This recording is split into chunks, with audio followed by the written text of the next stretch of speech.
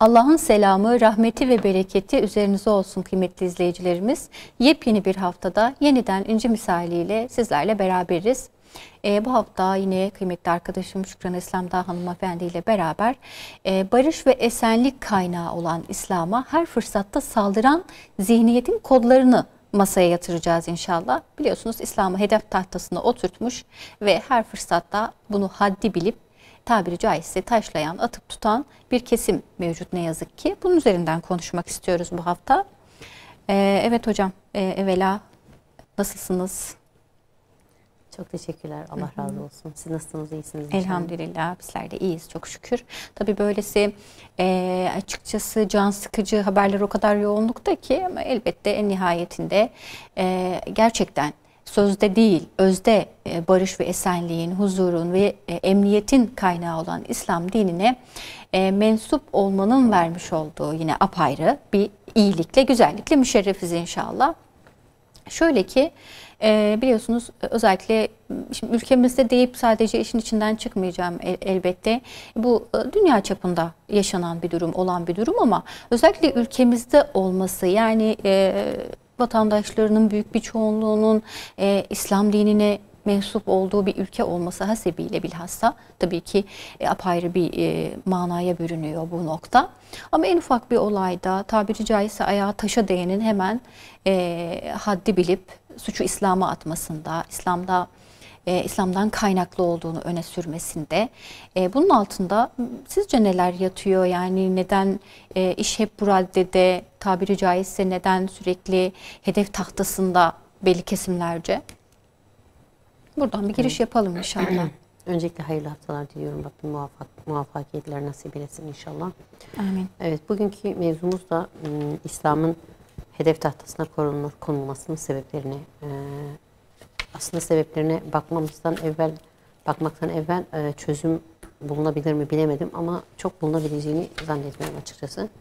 Çünkü bizim ülkemizin gerçekten inançlarla ilgili bir problemi var. Yani özellikle de İslam diniyle büyük bir problem var. Yani bunun hani bazen çocuklarda bir travmatik bir şey olur ya, büyüyünce gösterilir. Derler ki çocukluğuna inelim.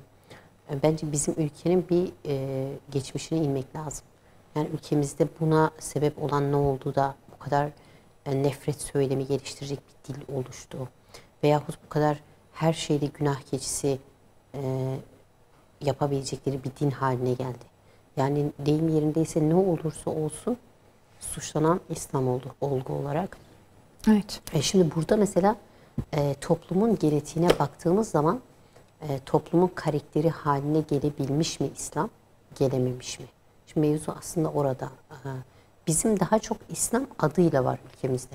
Yani sağnıyla yürümesi lazımken adıyla var aslında. Yani herkesin kimliğinde dini İslam yazar, herkese Müslüman denir veyahut dedirtirler.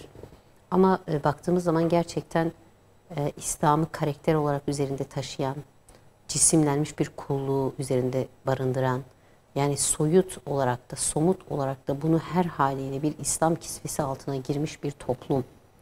Genele baktığımız zaman yok. Yani bu %20'lik bir kısım aslında gerçekten namazını, niyazını yani ibadetlerini ve ahlakını birlikte götürmeye çalışan %21'lik bir kesim varmış.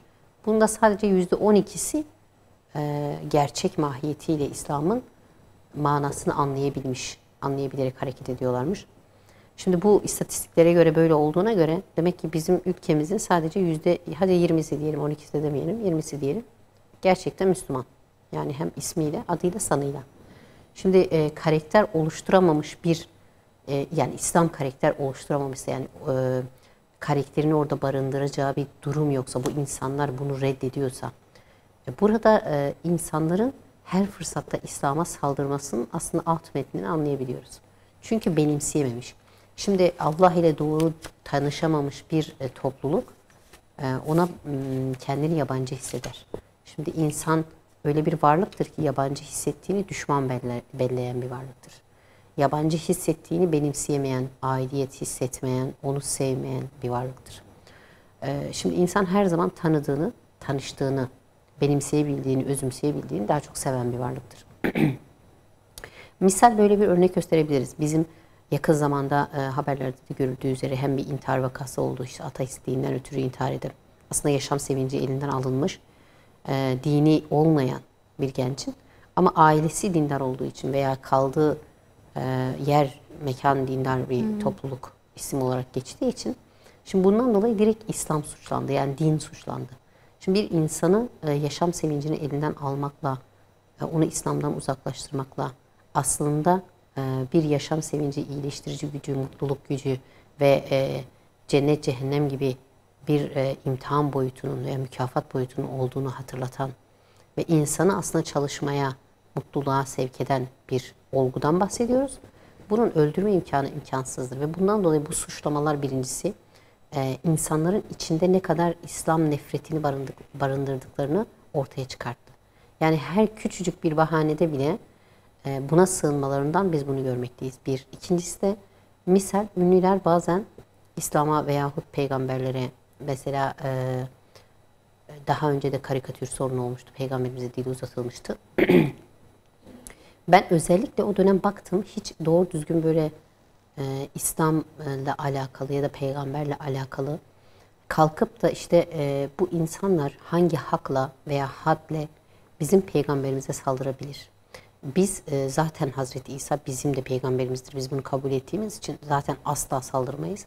Velev ki Hristiyanlığın köhnemiş, hurafeleştirilmiş, içerisine batıllar karıştırılmış ve değiştirilmiş bir din olduğunu bildiğimiz halde kalkıp hiçbir zaman onların dinine ve kutsallarına dil uzatmıyorsak bu demektir ki saygımız var. Yani İslam bize bu saygıyı vermiştir ve biz bu saygıyı sürdürüyoruz. İnsanların dinine, kutsallarına laf uzatılmaz, laf edilmez diyebiliriz. Her ne kadar batıl olsa bile. Biz mesela batıl diye bildiğimiz kendi hak davamızın evrenselliğini de bildiğimiz halde bunu yapmazken insanların hadsizliğine gerçekten şaşırmamak mümkün değil. Yani hem batıl davaları var hem de evrensel bir din var ve sırf bunu kıskançlıktan ötürü yaptıklarını da biliyoruz. Buna rağmen bizim insanımızın bu kadar kendi dinine sahip çıkamaması çok incitici bir şey. Ben o zaman hatırlamıyorum hiçbir tane ünlü çıksın desin ki yani istisnalar varsa affetsinler ama hiç kimsenin kalkıp da dinini savunduğunu hatırlamıyorum. Nasıl bizim dinimize ya da peygamberimize dil uzatırsınız hangi hakla diye bir çığırtkanlık yaptıklarını ya da ses çıkardıklarını duymadık. Ama burada ne zaman ki İslam'a veyahut bir peygambere dil uzatılsa mevzu burada mesela ünlü bir sanatçının işte Adem ile Havva'yı konu alması değil. Orada belki de insan figürünü Adem ile Havva derken belki de insan figürünü eline almıştır. Orayı çok tartışmıyorum. Hani niye aldı, neden aldı? İnsanın içini biz bilemeyiz mantığıyla. Ama oradan sonra çıkan tabloyu incelemek lazım. Yani insanların bu kadar İslam düşmanlığı yapması, bu kadar aslında fırsatını bulmuşken biz de saldıralım ona şaşırdım. Yani çıkan sonucun vehametini şaşırdık. İnanılmaz bir şey ki bu kadar basit bir şey, yani bu kadar saldırılmaya müsait ya da bu kadar düşmanlığınızı kazanacak ne yaptı ki bu İslam? Ya da sizi neden bu kadar korkutuyor ki diye sormak istiyorum. Hani sebeplerini araştırmak lazım. Niye bu kadar sizi korkutuyor? Hani korkutmasının sebebi ne? Yani size ne yapmış olabilir ki?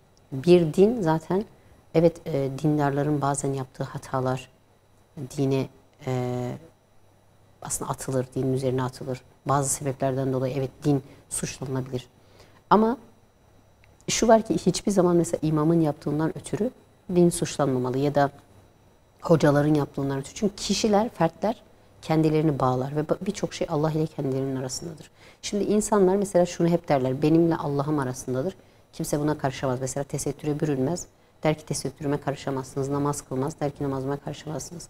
Şimdi dini hareketlerin hiçbirini yapmayıp bize karışamazsınız deyip ama yine de İslam'danım ben, Müslümanım demek çok komik.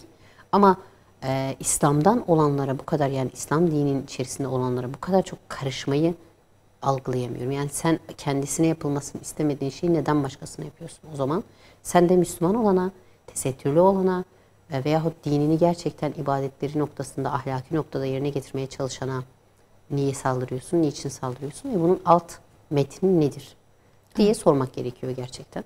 Hani bu ülkemizin çok ciddi ve büyük bir sorunu. bunun aslında birileri tarafından bir böyle masaya indirilip adam akıllı konuşulması lazım. Yani bunun altındaki travmatik sebepler nedir? Bu hangi korkuyu barındırıyor? Şu an Avrupa'ya özentilik çok revaçta.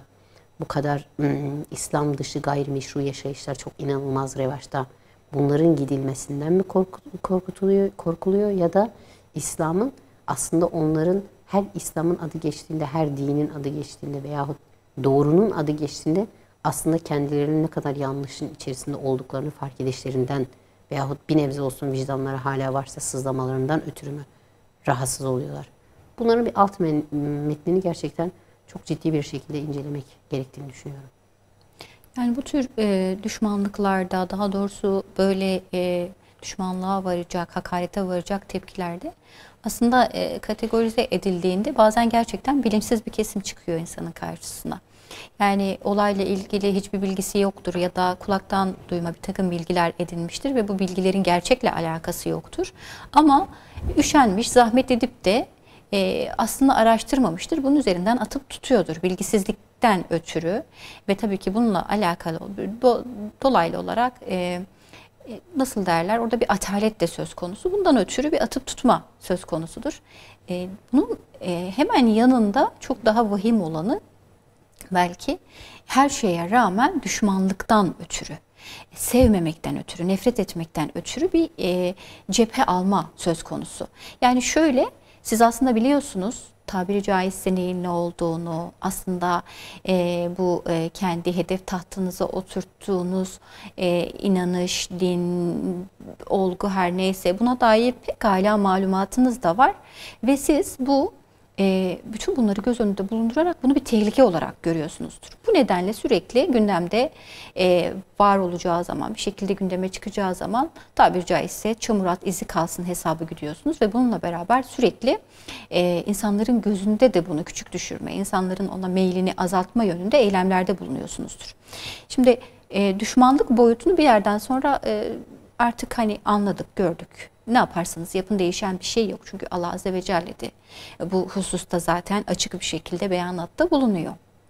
Onlar sizin düşmanlarınızdır ve bununla beraber kördürler, sağırdırlar, dilsizdirler şeklinde ithamlarda bulunarak aslında hakikat ne kadar açığa çıkarsa çıksın, siz onlara ne kadar hakikati anlatırsanız anlatın, onlar iman etmezler, inkarlarında kalıcıdırlar, kâr etmez şeklinde muhtelif ayetlerde uyarılarla karşı karşıyayız.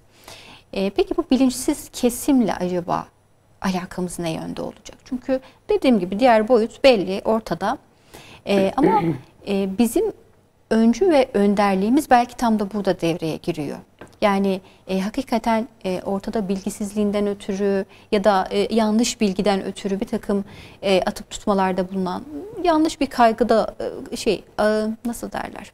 İntibaha kapılmış bir kimse varsa, bir grup varsa bizim bunlara yönelik eylemimiz nasıl olabilir, çabamız nasıl olabilir? Yani bir hoşgörü söz konusu olacaksa bu çerçevede bu kişilere yönelik olabilir ancak. O da tabii ki belli bir dozda. Çünkü biliyorsunuz en nihayetinde kişilerin özgürlüğü bir başkasının özgürlüğünü kısıtlayacak, hele hakarete varacak seviyeye geldiği andan itibaren biter. Oradan itibaren siz herhangi bir düşünce özgürlüğünden ya da herhangi insani bir özgürlükten söz edemezsiniz. Zira iş zorbalığa dönüşmüştür, hakarete dönüşmüştür. Ama bu da devreye girip kendini ifade edebilme. Bak kardeşim, arkadaşım ya da her kimsen sen bu mevzuyu yanlış biliyorsun. Gel sana ben doğrusunu anlatayım şeklinde bir yol izlediğimizde ben şuna inanıyorum, şunu da gördüm açıkçası. Doğru bir yol, doğru bir üslup, yeterli bir bilgilenme ile kişilerin meyli tamamen değişiyor. Yaklaşımları tamamen değişiyor. Bakış açıları farklılaşıyor. Ki salt, hele salt işte sırf hakaret etti diye, düşmanlık yaptı diye ya da işte bir takım ithamlarda bulundu diye hakaretle karşılık verdiğiniz zaman işin rengi tamamen değişiyor. Bu zaten apayrı bir mevzu. Ne olursa olsun hakaret bir insana yakışmayan ve tabiri caizse ne bir çözüm olarak, ne bir öneri olarak, ne bir ahlak olarak ön plana sürülmemesi gereken bir nokta. Ama diğer taraftan şu da var Şükran Hocam. Yani dikkat ederseniz müşriklerle Peygamber Aleyhisselatü Vesselam arasında da bir takım sıkıntılar yaşandı. Hatta çok ciddi sıkıntılar yaşandı. O dönemde biz müşriklerde şunu gördük. Yani Allah Resulü'nün güvenilir oluşundan, doğru sözlü oluşundan en az isimleri kadar eminler. Yani bundan daha çok hatta eminler. Öyle ki kendilerine, kendi çevrelerine, kendi akrabalarına, tanıdıklarına emanet etmedikleri şeyleri, hatta namuslarını bile Resulullah Aleyhisselatü Vesselam'a emanet ederlerdi bir yere gidecekleri zaman. Ama iş İslam'a tebliğe geldiği zaman, Allah'a imana geldiği zaman onlar şöyle bir anlaşmada bulundular. Yani anlaşmada bulunmak istediler daha doğrusu. Biliyorsunuz Resulullah Aleyhisselatü Vesselam'a tamam, doğru, söylediklerinin hepsini kabul edeceğiz. Hepsi doğru, güzel. Ama sen bu ahiret mevzusunu gündeme getirmeyeceksin. Yani çok manidar hakikaten. Orada ahirete karşı duyulan bir korku var esasında. O nefretin kaynağı bir nevi o korku. Yani o kimse biliyor ki öldükten sonra başka bir hayat olacak. Yani bunu tahayyül ettiğinde işlerin rengi değişiyor. Allah var ve kendisinden hesap soracak. Bu dünyada yaptıklarının karşılığını hiçbir şekilde ziyan olmaksızın görecek. Sırf kötülüğe meyilli zaten. Heva ve heves doğrultusunda yaşamak istiyor. İşte bir takım ticari şeyleri var, beklentileri var. İnsanlardan, kölelerden, cariyelerden, işte iş güçlerinden vesaire orada yararlanıyor. Hatta biliyorsunuz en çok zorlarına giden ne olmuştu o dönemde? Ne yani benle kölem aynı sınıfta mı olacağız? Hani aynı değerde mi olacağız? Bizi aynı kefeye mi koyacaksın şeklinde yaklaşımlar vardı. Haliyle bunu günümüzde de aslında çok bariz bir şekilde görebiliyoruz. Tamam, iyi hoş diyorsunuz da ama işin rengi hesap vermeye, hesap sormaya daha doğrusu geldiğinde tamamen ben bundan beriyim şeklinde bir yaklaşım söz konusu oluyor. Ve oradan hareketle insanlar ne yazık ki hakarete ve her fırsatta onu hedef göstermeye, suçlamaya meylediyorlar. Bir bakıma aslında kendi işlerindeki o psikolojiyi mi yatıştırmaya çalışıyorlar Şükran Hocam? Yani düşünün ki siz bir şey olamıyorsunuz. Olmama adına kendinizce çok nedeniniz var. Nefsi anlamda ve tabii ki beşeri anlamda da. Dünyevi hırslarınız bunun ötesinde, kaygılarınız bunun ötesinde, sözüm ona eğitiminiz, kariyeriniz, çevreniz, işte o parlak çevreniz vesaire. Bütün bunları göz önünde bulundurduğunuzda aslında siz o yaşantıyı kendinize layık görmüyorsunuz. Ama diğer taraftan böyle bir yaşantının sonucunun aslında hüsran olacağını da az çok tahayyül edebiliyorsunuz. Ve size bunu hatırlatan her şeye karşı adeta düşmanlık besliyor. Kendinizden uzaklaştırabilme adına, onu daha da böyle kendi nefsinize en başta ispat etme adına elinizden geldiğince taşlıyorsunuz. Nasıl bir vaka sizce? Yani bu gerçekten çok vahim bir şey. Yani özellikle bizim toplumumuza örneklik teşkil eden insanlar gibi gözükseler de aslında çok berbat, çok böyle İslam'a hiç yakışmayan, insana hiç yakışmayan, hatta doğru düzgün denilen bütün vasıflara hiç yakışmayan hareketler çok söz konusu. Ve bizim toplumumuzun mesela baktığımız zaman bundan 10-20 yıl evveline bile çok daha farklı bir toplumdu. O zamanki ünlülere de baktığımız zaman ya da o zamanki işte örneklik temsil eden insanlara göz önünde olan, revaçta olan ünlüler olur, siyasiler olur, sanatçılar olur. Daha usturuplu, daha gelenek ve göreneklerine dikkat eden, saygı çerçevesinde yaşayan veyahut insanların dini inançlarına saygı gösteren insanlar vardı. Şimdi bugünümüzde siyasi muhafazakarlık oluştuğu için, yani acaba bundan dolayı mı diyorum? Hani çünkü İslam'ın hiçbir şekilde İslam'ı savunan insanların veyahut İslam'ı bir nebze bile içinde taşıyan insanların büyümesini, bir yere gelmesini, bir meslek sahibi, kariyer sahibi ve dahi siyasette başarılı olmalarını, ön plana çıkmalarını, Cumhurbaşkanı ve benzeri olmalarından hiç hoşlanmıyorlar. Yani bunu o kadar bariz gördük ki ben daha evvel hatırlıyorum, asla sanatçıların, özellikle ünlü sanatçıların fikri belli değildi, siyasi fikri. Hiç söylemezlerdi yani. Çünkü o zaman onların zamanıydı. Çünkü o zaman onların istediği gibi hiçbir dinsel bağlantısı olmayan, tamamen seküler bir tarzda yaşantısı olduğu için bir şey söylemeye gerek duymadılar.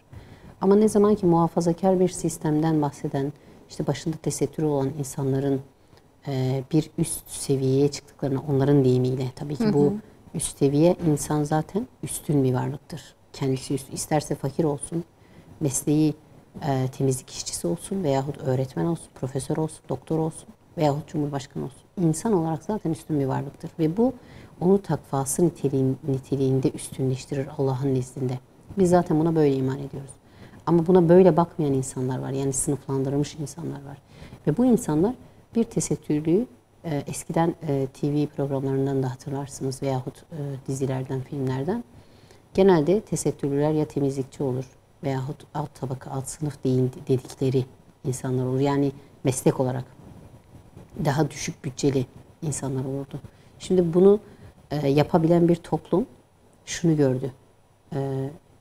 Bir cumhurbaşkanının eşi başörtülü veyahut bir siyasi kariyeri olan insanların eşleri veyahut başörtülü olan bir insan vekil oldu, bakan oldu, söz sahibi oldu. Şimdi bunu sindirmek kolay bir şey değil. Gerçekten sindirmek kolay bir şey değil.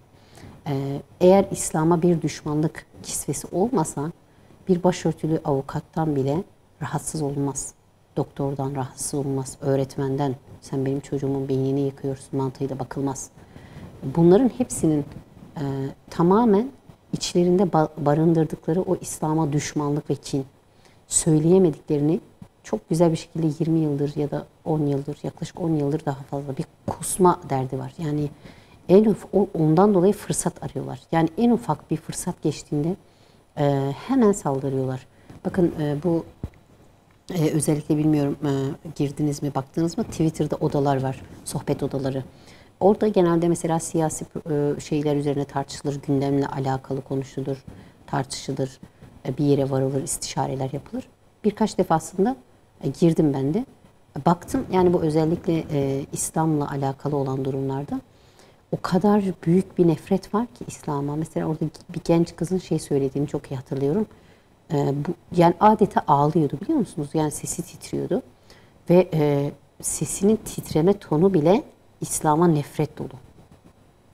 O kadar büyük bir nefret besliyorlar ki nasıl yani artık bu İslam'ın yaptıkları, yani İslam demiyor tabii direkt. Hani Müslüman, molla, hoca takılan. Yani kişilerle tabii kişiler üzerinden saldırılıyor. Artık yeter işte bu gibi şeyler, biz bıktık, usandık, neden bunların işte şeyi verilmiyor. Şimdi ne bekliyorsunuz diye sormak lazım. Bir de madem Müslüman, İslam kisvesinden bu kadar nefret ediyorsunuz, çıkın arkadaşım deyin ki biz Müslüman değiliz. Renginiz belli olsun. İnsanda şeref, haysiyet olursa insan rengini belli eder. Der ki ben Müslüman değilim kardeşim. Bakın öyle olan insana bari saygı duyulur ya dersin ki dürüst. Ama öyle insanlar var ki adı Müslüman ama hiçbir şekilde hiçbir fırsatı kaçırmıyor. En ufak bir şeyde hemen İslam'a saldırıyor. Artık yeter şu yurt yap. Yani bir İslam'ın, namazın, güzel ahlak, bu kadar çok güzelliği teşvik eden ya hangi gerçek Müslümandan bir zarar gelebilir ki? Tabii ki insanoğlu İslam fıtratına bürünüp de yani kurt, kuzu postuna bürünüp nice şeyler yapıyor değil mi? Bunu biliyoruz zaten. Kötü bir insan zamanında da çok olmuştu ya. Hırsızlık yapan insanlar böyle tesettüre bürünüp, hatta erkekmiş yani ne alakaysa çarşaf giyinip veyahut tesettüre bürünüp hırsızlık yapıyor. Ya bunu şimdi yaptıran ona o çarşaf mı, tesettür mü? O kişinin kendi içinde barındırdığı kötü karakteridir aslında. Yani o kişinin çarşafla veya tesettürle bir alakası yok ki. Burada İslam'ı paravan olarak veyahut kamufle olarak kullananlardan biz de tiksiniyoruz aynı şekilde.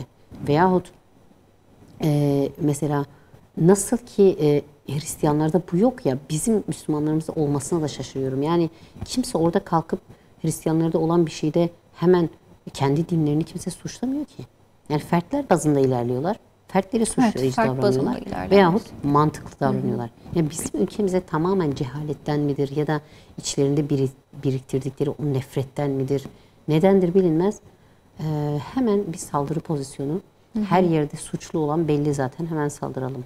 Bir kere bir olgunun insan üzerinde ne kadar tesiri olabilir ki? Sen istersen o senin üzerinde tesir edebilir, istemezsen etmez. Nitekim bizim ülkemiz zaten İslam fıtratını böyle içlerinde barındıran bir ülke değil ki. Yani ismi bile İslam ülkesi değil. İsmi değil, çoğunluğunun İslam'la hiçbir alakası yok. Hiç kimse, topluma gidin, sokakta bir röportaj yapın. Yani inanın 10 kişiden bir kişi bile namaz kılmıyordur. Namaz kılan yok. Yani Müslüman bir topluluk değiliz. Artık bunu anlasınlar. Bazen Müslümanlığa suç atarken şunu algılayamıyorlar. Üniversitelere gidin. Ya kocaman bir üniversitede binlerce kişilik, bir iki kişi ya bulursunuz ya bulamazsınız mescitte.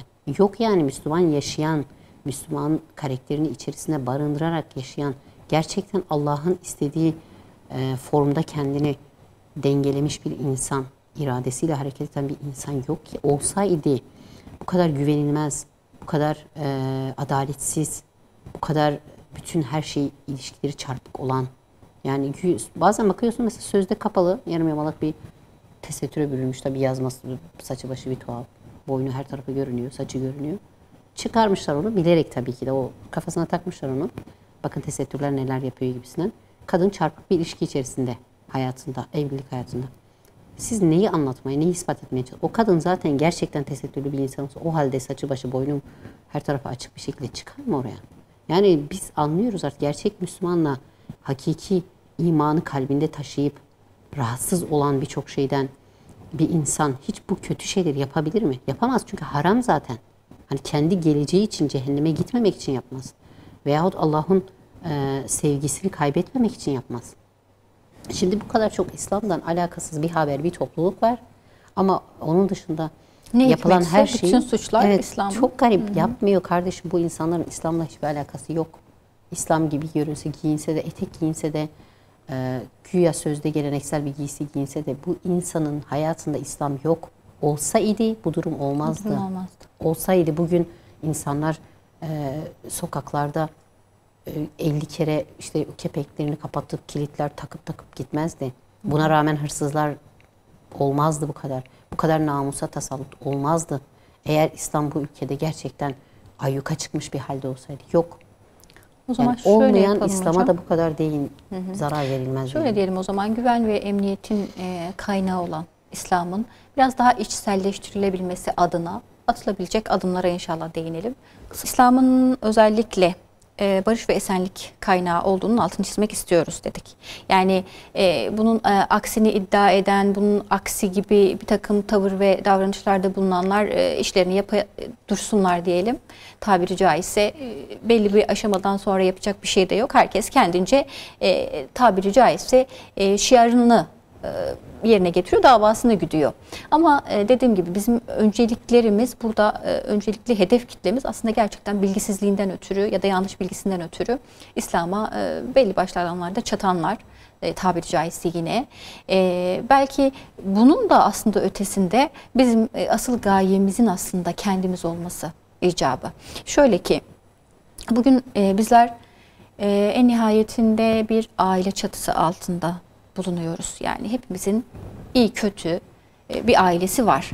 Elbette istisnalar vardır. O da apayrı bir imtihan vesilesidir. Ama genel çaplı düşündüğümüzde acaba aile çatısı altında İslam ne derece yaşanıyor? İslam ne derece sevdiriliyor? İslami hakikatler ne derece öğreniliyor? Bunlar gerçekten can alıcı noktalar bizim için. Hani esefle ifade ettiniz siz de. Bugün sokaktan birilerini çevirseniz, hatta böyle birkaç kelam etmek isteseniz, soru sormak isteseniz, İslam'ın şiarı olarak bilinen bir takım hususlardan bahsetseniz belki bir iki kelime bile edemeyecek. Ya da ettiği bir iki kelimeden belki yine çoğunluğu yanlış olacak ama daha farklı alanlarda söyleseniz şakır şakır bülbül gibi ötecek. Bunun örneklerini de ne yazık ki çoğu zaman görüyoruz. İşte gelişi güzel bir muhabir alıyor eline mikrofonu, sorular soruyor. O kadar ilginç cevaplar alıyor ki aslında orada hani izleyicilerden beklenen gülmeleri ama hakikaten acınası bir durum diğer taraftan düşündüğümüzde. Bu bağlamda biz anneler neler yapıyoruz, sevdirebiliyor muyuz? O önemli kanaatimce. Yani bundan Allahu alem bir 6 yıl önceydi. 6-7 yıl önce, yani küçük kızım henüz küçükken kucağımda bir toplu taşıma aracındayız. Otobüste yolculuk yapıyoruz ve tabii ki kızım kucağıma oturtmuşum. Etrafı seyrettiriyorum. Tam o esnada ve tabii mübarek Ramazan ayı, tam o esnada hemen karşımıza böyle karşılıklı koltuklar bir çift oturdu, bir erkek bir kadın ve her hallerinden zaten evli olmadıkları, tabiri caizse flört ettikleri günümüz tabiriyle belli. Bunu o kadar çok gözüne sokuyorlar ki tabiri caizse karşılarında bir İslami hassasiyeti birini gördüklerinde bu hiçbirimizin bence dikkatinden kaçmamıştır. Yani karşılarındaki giyim kuşam olarak aslında İslami hassasiyeti değil gibi görünse o zaman daha normal davranıyor bu kesim. Bilmiyorum sizin de dikkatinizi çekti mi? Evet. Ama işte tesettürlü, evet dış görünüşünden İslam'ı yaşadığı, dindar olduğu anlaşılan birilerini gördüklerinde de ya da işte sakallı, edepli bir beyefendiyi gördüklerinde de adeta böyle gözüne sokarcasına, tabiri caizse hani düşman çatlatırcasına derler ya, gözüne şey yapıyorlar yani bu gayrimeşru hal ve hareketlerini sıklandırıyorlar ne yazık ki. O zaman da yine böyle bir durum yaşanmıştı ve mübarek Ramazan ayı, dip dibeler, o kadar farklı bir takım tavırlar sergiliyorlar ki artık müdahale etmemeniz mümkün değil. Çünkü kafanızı çeviremiyorsunuz, başınızı döndüremiyorsunuz, karşı karşıyasınız. En son dayanamadım ya, dedim biraz daha toplu taşıma kurallarına uygun, biraz daha adaplı bir şekilde durabilir misiniz dedim. Hadi ben gözümü bile kapatsam en fazla o şekilde maruz kalmayacağım ama çocuğum var. Evde ya da işte belli başlı alanlarda çok dikkat ediyoruz ama böyle alanlarda dikkat edemiyoruz. Tabiri caizse siz misiniz bunu diyen? Yani sanki böyle zaten amaçları buymuş gibi, galeyana getirmekmiş gibi, bir taraftan erkek bir taraftan kız celallendiler. Yok efendim siz sevgiden ne anlarsınız, siz ilgiden, aşktan ne anlarsınız, çocuklarınıza biraz sevgiyi öğretin, basma kalıp yaşatmayın onları. Dar görüşlü olmasınlar, dünyaya dair bilgiler verin. Ya, sayamayacağım birçok şey Şükran Hanım. Hani sanki böyle fırsat bulmuşlar da işlerini döküyorlar. Tabii hem bir esef hali var, hem bir şaşkınlık hali var. Cüretlerinden ötürü bir şaşkınlık hali var. Ama benim burada asıl ifade etmek istediğim şey şu. Dindar, tesettüründe, dış görünüşüyle tamamen İslam'a yaşadığı belli olan insanlara karşı bir ön yargı. Bu kişi basma kalıptır, kendini geliştirmemiştir, çoluk çocuğun önünü açmıyordur, çoluk çocuğunu zorla tesettüre sokuyordur, zorla ona namaz kıldırıyordur, zorla ona işte ibadet ettiriyordur, onu dünyanın nimetlerinden, güzelliklerinden, tabii onların ifade ettiklerinin de farklı bir boyutu var elbette ama genel anlamda da bunlardan mahrum yetiştiriyordur algısı var. Bu algının belki oturtulması süreci çok manidar. Yani öteden beri bu işlendi, medyada işlendi, sinemada işlendi, sözüm ona belli başlı işte kanaat önderleri, önde gelen kimseler bunları işledi. İnce ince işlediler, sık sık tabiri caizse dokudular ama bunlar bozuldu son dönemde bence Şükran Hocam. Biraz da onun esefi var. Yani ifade ettiğiniz gibi artık aslında hem İslam'ı yaşayıp hem dünyevi anlamda belli başlı makamlar elde edilebilmesi babı belki dokundu vesaire. Ama bence bütün bunların da ötesinde evvela saygı ve sevginin işlenebilmesi çok önemli. Ve yine ailede sevgi ve saygı faktörünün çocuğun dünyasında, zihin ve duygu dünyasında olabildiğince yer edinmesi. Bakınız siz o sevgiyi, o saygıyı, o aşkı, yani Allah aşkını, peygamber aşkını, namaz aşkını, ibadet aşkını, kulluk aşkını nakşettiğiniz zaman onu kolay kolay hiçbir şey yıkamıyor. Yani bir kız çocuğuysa tesettürü annesinden seviyor, anneliği annesinden seviyor, kadınlığı annesinden seviyor, görüyor, biliyor. Bir erkek çocuğuysa aynı şekilde iffeti babasından görüyor, vermeyi, sadakayı babasından görüyor, yardımlaşmayı, cesareti. Bunlar çok çok mühim noktalar. Ama ailede göremeyince ne yazık ki kendisinde çok farklı bir takım olgulara sebebiyet veriyor ve ileriki yaşantısında da tabiri caizse her oltaya çok kolay bir şekilde gelebiliyor. Bununla beraber şey de çok önemli aslında, hoşgörünün sınırı da önemli. Örneğin Peygamber Aleyhisselatü Vesselam'a karşı hoşgörüsünü ve sevgisini, hayranlığını daha doğrusu ishar eden birçok insan olmuştur. Düşünün ki bunlar hani biliyorsunuz insanların şeyleri çok önemli. Tabiri caizse kademeleri, sıfatları çok önemli insanların nezdinde. Sırf bu nedenle birkaçını yanıma not almıştım. Örneğin 1789 Fransız ihtilalinde o dönemde temelleri, aslında fikri temelleri hazırlayan bir filozoflardan bir tanesi Lafayette diye bir zat. Ve tabii ki gayrimüslim. Ama Peygamber Aleyhisselatü Vesselam'a karşı hitabına bakar mısınız? Bu özelde İslam'a bir hitaptır. Ey büyük insan diye ifade ediyor, hitap ediyor. senin fevzi ettiğin hak ve adaleti şimdiye kadar hiç kimse tevzi etmedi. Vicdanen Efendimizin büyüklüğünü bu şekilde gerçekten takdir etmiş oluyor, yani vasfetmiş oluyor. Orada İslam'a girmesi söz konusu değil, namaz kılması söz konusu değil ama insani bir yaklaşım ve nasıl derler, hakkılıya hakkını verme, iade etme süreci karşımıza çıkıyor. Yine bununla beraber birçok örnek var aslında ama bir İngiliz yazar aynı şekilde benzer ifadelerde bulunuyor. Thomas Kyle diye. Başında taç bulunan hiçbir imparator kendi eliyle yamadığı hırkayı giyen Hazreti Muhammed kadar sevgi ve saygı görmemiştir diye itiraf ediyor. Hasılı Şükran Hocam, yani aslında insan olmak ve insan kalmak zor değil. Saygı göstermek, hoşgörüyle yaklaşmak, insanların düşüncelerine, fikirlerine, görüşlerine o mesafeyi ayarlamak gerçekten zor değil. Hani uzaktan da görseniz, içinde olmasanız da eğer siz kendinizi donanımlı bir şekilde yetiştirmişseniz, eğer gerçekten adil olmayı insanlığın merkezine oturtmuşsanız, öyle her gelen söze, her ortaya alınan iddiaya kanıp da tabiri caizse insanları ve inançları merkeze oturtmazsınız, hakarete boğmazsınız, iftirada bulunmazsınız. Demem o ki bu bir kişilik problemi ve bunların elbette temeline inip özelde de anneler olarak, babalar olarak, ebeveynler olarak, toplumun önde gelenleri olarak inşallah eğittiğimiz gençlikle rol model olabileceğiz inşallah. Öncülük edebileceğiz inşallah. Evet hocam. Yani dünyadan demin değindiniz. Dünyadaki insanların hepsine baktığımız zaman, özellikle eski dönemlere baktığımız zaman dinler her zaman daha doğrusu suçlanmışlardır. Yani bazı şeylerden dolayı. Evet. Şimdi ama şöyle bir şey var ki hiçbir zaman İslam'ın suçlandığı kadar, İslam'ın yaftalandığı kadar, İslam'ın hor görüldüğü, hakir görüldüğü kadar, hele ki bizim ülke, tabii biz başka ülkeleri bu kadar bilmiyoruz. Ama bizim ülkede çok acayip bir revaçta ve bu hoşgörüyle karşılanıyor. Yani bu sevimli geliyor. Yani İslam'a saldıranlar hoş olarak karşılanıyor ve yükseltiliyor.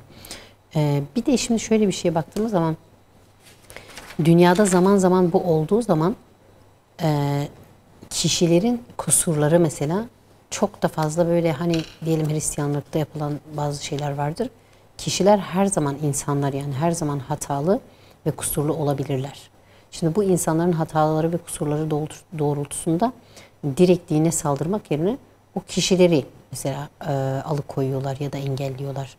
Ama bizim ülkemizde işte bunların bu kadar çok çarpıtılması, aslından uzaklaştırılması, insanların dini değerlerden soyutlanmaya çalışılması çok garibime gidiyor benim. Yani her şeyde suçlayıcı olan bir olgunun aslında yaşanıldığı takdirde ne kadar güzel şeylere müsebbip olacağı bariz belli. Çünkü peygamber zamanında öyle bir döneme geliyor ki peygamber cahiliye, daha sonradan oranın adı neden cahiliye oluyor? Çünkü tamamen insana dair her şeyde cehaletle yoğrularak davrandıkları için. Kadına şiddette, bir zulüm, çocuğa zulümde, yani diri diri gömülme mevzusunda veyahut yapılan inanılmaz derecede fazla evliliklerde, bunların hepsini İslam geldiği zaman kölelere yapılan yine zulüm ve eziyetlerde, işkencelerde. Şimdi İslam geldiği zaman bunların hepsi ortadan kalkıyorsa, işlendiği takdirde, biz biliyoruz ki cuma namazı kılındığında tezgahlar açıkta bırakılıp gidilirmiş. Bu kadar dürüstlüğün ve güvenilirliğin olduğu bir zamandan bahsediyoruz. Şimdi o zaman neden şimdi şiddetler olduğu zaman, şiddet oluyor mesela, bir kadına şiddet oluyor, İslam'ı suçluyorlar. Bir intihar oluyor, İslam suçlanıyor. Hurafeler oluyor mesela. Bu hurafeler zaten batıl inançlar, yanlıştır. Bakın adı batıl inanç. Adı hurafe. İslam'ın içerisine katıştırılarak İslam'ın bozulması, saflığının giderilmesi sağlanmış bir şey. Şimdi bu zaten bilinçli ve bilerek yapılmış bir şeyse eğer, bile bile bunu İslam'a yaftalamak, bunun üzerinden İslam'a saldırmak, bu aslında biliyorum ama bunu fırsata çeviriyorumdur. Tıpkı Ebu Cehil demek istiyorum ben bu tarz insanlar. Çünkü Ebu Cehil hakikati biliyordu ama bir köleyle yan yana oturup o gururu yerle bir olacağı için, o kibri yerle bir olacağı için ve dediğiniz gibi ahiret kavramındaki alacağı ceza ve mükafat bölümünden hoşlanmadığı için bunu reddetti. Yani Allah'ın hak olduğunu, zaten o zamanda da Allah'ın birliği biliniyordu. Peygamberimizin de onun aslında kulu ve elçisi olduğu biliniyordu. Ama bu işine gelmediği için kabul etmedi. Aynen. Ben aynısını bizim toplumumuzun özellikle ünlü kesiminde ve böyle gayri İslami yaşamayı tercih eden, revaçta bulan ve Avrupa'yı yaşama özenen Batı, her şeyde Batı. İşte bir örnek gösterseler mesela bilgili, bilinçli veya entelektüel diye adlandırmak istedikleri bir şey olduğu zaman çok iyi derecede İngilizce konuşur, bilmem ne yapar, şunu yapar, bunu yapar, Avrupa'da okudu, Belçika'da okudu, bilmem nerede okudu falan kolejde, yabancı kolejde okudu. Yani yabancı menşeli kolejde. Şimdi bunlar olunca çok modern mi olunuyor ya da çok eğitimli mi olunuyor, nedir yani? Mevzu aslında aldığımız kriterin komikliğine bakar mısın? O kadar ki çok Batı kültürüne veya Amerika hevesi o kadar çok yüksek derecede ki kendilerini ne kadar gülünç duruma düşürdüklerinin farkında değil. Tarih boyunca herkes İslam'a özenmiştir. En büyük yazarlar, çizerler de İslam bilginleri, filozoflar tarih boyunca İslam'dan çıkmıştır ve İslam her zaman asil insanların barındığı bir din olmuştur. Yani köle de olsan girdiğin zaman asalet yükleniyor sana. O zaten o adım kadar güzel bir şey ki. beraber Evet, geçiyor. adım atmanla birlikte sen asalete bürünüyorsun. Güzelliğe ve iyileştiriciliğe bürünüyorsun. O kadar güzel bir profil çiziyorsun ki herkesin memnun ve mutlu olabileceği dürüst, güvenilir bir insana dönüşüyorsun. Yani karakter olarak bir kere böyle Osmanlı'ya baktığımız zaman mesela bütün dinlere ve şeylere karşı ne kadar saygılı ve duruşu belli. Hepsini içinden barındırıyor ama hiç kimseye karşı böyle bir kişinin nefret kusması yok. Tam tersine o dönemde bile yine gayrimüslimler ve yabancılar işte veyahut başka dinler olanlar yine İslam'a gazeteler üzerinden veyahut başka şekilde saldırıyorlar. Yani tarih boyunca sen başta da olsan, ortada da olsan hiçbir yerde oluşun fark etmiyor. Mevzu İslam ise tesettürün eğer veyahut dış kıyafetinle veyahut başka şekilde bunu gösteriyorsa sen cahilsindir, sen dışarıda kalmalısındır, sen eğitimsiz olmak zorundasındır. Çünkü bilemezsin. Bazen biz mesela çok komik geliyor bana. Mesleğimizi söylediğimiz zaman hiç beklemiyordum. Niye diyesim geliyor ama şimdi cevabını bildiğimiz soruyu sormak da komik olur. Yani niye yakıştıramıyorsun? Tesettürlü olduğum için mi? Yani ben tesettürsüz olsam size göre daha modern ve batılı olacağım için tabii ki yazar da olabilirdik, çizer de olabilirdik, televizyoncu da olabilirdik, profesör de olabilirdik. Ama biz kapalı olduğumuz için Allah'ın dinini ve emirlerini yerine getirdiğimiz için yani İslam'la şereflendiğimiz için elhamdülillah ki bir nebze olsun yerine getirebildiğimiz ölçü var demek ki böyle adlandırılıyoruz. Ben buna seviniyorum. Dedikleri zaman da hiç üzülmüyorum hani niye bize yakıştırmadıklarını. Çünkü biliyorum ki bizim toplumumuzda bu böyle. Ben sadece o kişilerin cehaletine acıyorum. Evet. Cehaletine ve bu kadar okumaktan, bu kadar bilgisizlikten uzak olup bu kadar kendi dinine sahip çıkamayan, kendi dinine deyim yerindeyse her zaman günah keçisi ilan eden. Diğer taraftan başkalarının piyonu olarak hayatını sürdüren ve bundan lezzet alan. Ve bu gibi projelere mesela destek olan. Yani bunun dışarıdan desteklendiğini biz çok net biliyoruz. Bu tarz projelerin İslam'a saldıranların yükseleceği gayet açıktır. Çünkü baktığımız zaman affedersiniz LGBT ile anılanlar veyahut başka şekilde insanları yönlendirecek karakterlerin birdenbire parlayıp çıkarıldığını, ülkede acayip bir ses getirdiğini, revaçta olduğunu görebiliyoruz. Yani o kadar çok güzel sesi olan insanlar var ki ama çok altta kalmış, hiç bilinmemiş muhteşem sesleriyle bile. Ama topluma kötü örnek olma noktasında tavan yapmışsa eğer en baş zirveye oturtulabiliyor. Bunun nedeni nedir? Aslında onun bir proje oluşu. Aslında onu toplumu kirletmek, toplumun geleceğini karartmak adına kullanıldı. Şimdi yazık olan şey de o kişiye yazıktır aslında. Tabii ki bizim toplumumuzda da yazıktır ama bunun farkında olmayışı. Bunun farkında olmadan onların maşası olmaları. Yani şu var, özellikle hidayet örneklerini biz dinlediğimizde, hikayelerini, öykülerini dinlediğimizde ön plana çıkan bir hakikat var. İnsanın eğer gerçekten ahlaklı ve erdemli olmaya meyli varsa, bunu gözettiği takdirde tabiri caizse bütün bunlar onun için işaretlere dönüşüyor, yoldaki işaretlere. Ve adeta böyle adım adım o işaretleri takip ederek elbette hakikatin kaynağına ulaşabiliyor. Belki bununla alakalı son şahit olduğum canlı örnekti o. Paylaşmak isterim. Bir hanımefendi işte kulüplerde, gece kulüplerinde ses sanatçılığı yapıyor o dönemde. Böyle insanları eğlendirme vesaire. Şey diyor, benim diyor sürekli dikkatimi çeken iki çift vardı. Hani her akşam gelirlerdi bizi dinlemeye kulübe. En önlerde falan otururlardı. Bir gün gelmediler diyor. Sonraki gün yine geldiler ve Ben şeyden sonra, program bittikten sonra indim, onlarla sohbet ettim. Onlarla hani böyle sürekli geliyorlar.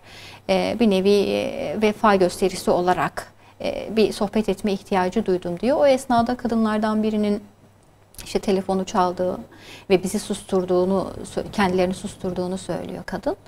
Şöyle diyor, kenara çekildi, konuştu karşısındaki kişiyle, işte çocuğu uyuttun mu, şu oldu mu, bu oldu mu? Velhasıl hitaplarından işte anlıyor ki kocası, sonrasında tabii ki soruyor muhtemelen. İşte mesele uzun ama şunu anlıyor, beraber her akşam kulübe geldiği adam onun kocası değil, sevgilisi. Ama evde her akşam çocuğuna bakan, onunla ilgilenen kocası. Bu tabiri caizse nasıl derler, yani aldatmanın ötesinde bir şey ya, bu vefasızlık mı, ne şekilde ifade edilir tabi bilemiyorsunuz ama o kadar etkilemiş ki onu, kadını. Ben diyor vuruldum, böyle can evimden vurulmuş gibi oldum ve o günden sonra kulübe gidemedim, adımlarım götürmedi beni. Öyle böyle derken zaten bildiğim, içine doğduğum bir din ama İslam'dan çok habersizim. Ama bütün bunları incelediğimde aslında aldatmanın bütün yönleriyle yasaklandığı, bütün yönleriyle aslında insanın tabi olduğu takdirde aldatmaya hiçbir şekilde meyletmeyeceği inanış olarak, bir merci olarak İslam'ı gördüm diyor. Yani bu bağlamda düşündüğümüzde insanın aslında içinde olan bir beşer olması hasebiyle hevası, hevesine yenik düşebileceği cihetiyle de yine içinde bulunan durumlarda kendisine otokontrol merkezi olabilecek bir yapıda İslam. Yani İslam insanın nefsini yok saymasını, öldürmesini, bir takım odaklarını ifade ettiği gibi öldürmesini vesaire öngörmüyor. Böyle bir şartı yok. Böyle bir şey mümkün de değil zaten. Tabiri caizse bir at olarak, hırçın bir at olarak görmesini ve bu atın dizginlerini eline aldığı andan itibaren işin renginin değişeceğini söylüyor. Düşünün ki başına buyruk ilerleyen bir at istediği yere sizi götürürken dizginleri elinizde olan bir at sizin istediğiniz yere sizi götürecektir. Bu bağlamda nefsin de bu boyutu olduğunu yine öngören bir inancımız var, dinimiz var elhamdülillah.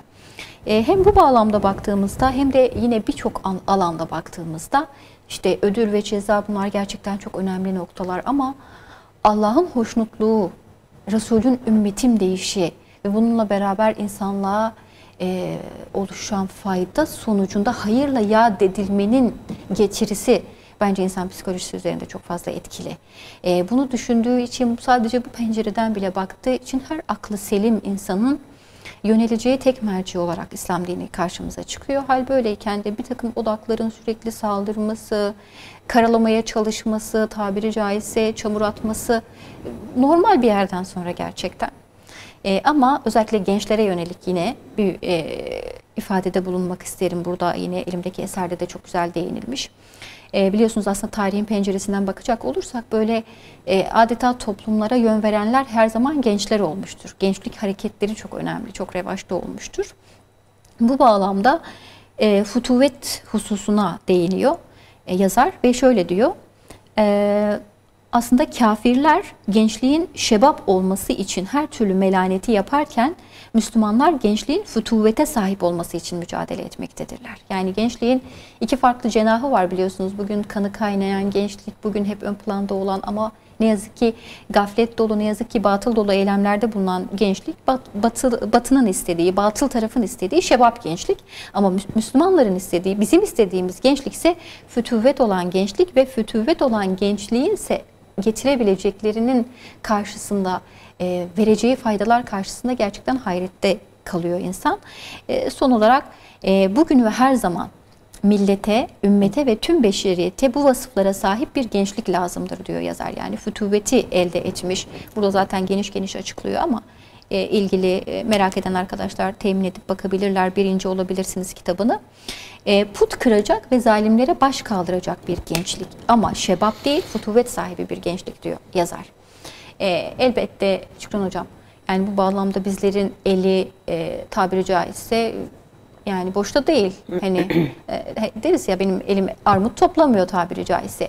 Bütün bu yakıştırmalara, bütün bu hakaretlere, bütün bu tepkilere rağmen ve bunlara karşılık elbette bizler İslam'ı yaşamaya devam edeceğiz. İslam'ı yaşamaktan bir an bile geri durmayacağız inşallah. Ama İslam'ı yaşarken bu güzelliklerle iç içe olurken de tabiri caizse cimrilik de etmeyeceğiz inşallah. Düşünsenize bu gençliğin bu güzelliklerle daha ziyade kavuşması sadece bizim çoluk çocuğumuzun, gençlerimizin değil, toplumun gençlerinin, toplumun çocuklarının, hasıl kelam neslimizin bu güzelliklere daha çok vakıf olabilmesi adına o inadı bir tarafa bırakıp, küskünlüğü, kırgınlığı bir tarafa bırakıp, yapılan bu olaylar karşısında tabiri caizse umutsuzluğa, yese kapılmadan, düşmeden, eğer inanıyorsanız üstün olan sizsiniz ayet-i kerimesine binaen çabalamaya devam edeceğiz elbette. Devam etmemiz lazım.